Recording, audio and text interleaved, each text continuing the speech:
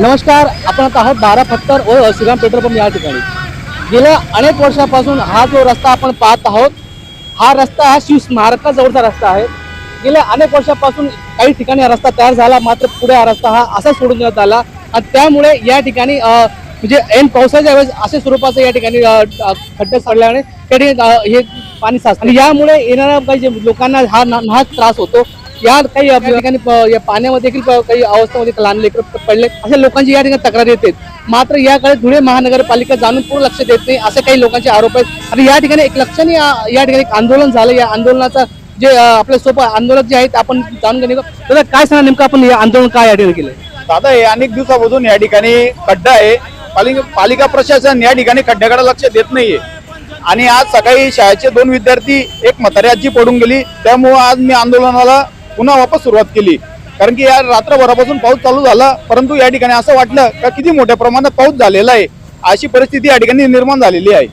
धुळे महानगरपालिकेमध्ये एक हाती भारतीय जनता पार्टी सत्ता असताना देखील अशा स्वरूपाचा धुळे शहराचा विकासाचा कुठे तत्वीळ मात्र सत्य या संदर्भात आपण काय सांगणार? आता जे आहे ते समोर तुमच्या दिसतं। जे मला काही या गोष्टीवर तर बोलायचं काही माझं काही हे नाही, पण मी आयुक्त व महानगरपालिकेच्या कर्मचारी व प्रशासनाला धारेवर धरण।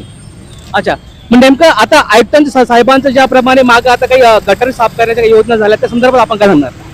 मी एकच सांगू इच्छितो, धुळे शहरातील 19 नाल्यांचं त्यांनी नावं जाहीर करावे का कोणत्या नाल्यांची साफसफाई झालेली आहे। 2.5 कोटीच्या टेंडर मध्ये अर्धे खिशे भरले गेले, अर्ध्यांमध्ये फक्त नाले तात्पुरता साफ केले गेले दाखवले गेले, परंतु कोणतेही धुळे शहराचे नाले साफ झालेले नाहीये।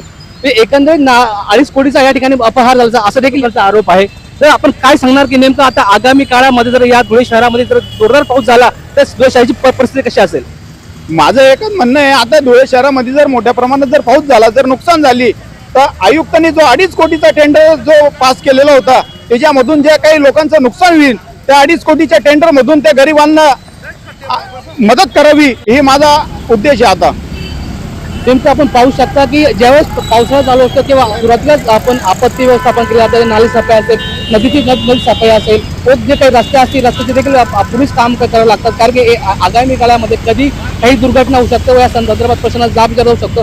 मात्र तरी देखील प्रशासन या ठिकाणी संदर्भात देखील काही काळजी घेतली गेली नाही आणि आज या धुळे शहराची परिस्थिती बघू शकता आपण। हा जो शिवसागरचा जो रस्ता आहे, हा रस्त्याच्या या ठिकाणी आपण पाहतो की अत्यंत गलिच्छ हा रस्ता हा या ठिकाणी खड्डे पडलेले आहेत आणि अशा परिस्थितीमध्ये या ठिकाणी कधी काही अपघात होऊ शकतो आणि जीवितहानी देखील होऊ शकते। मित्र सामान्याचा आवाज।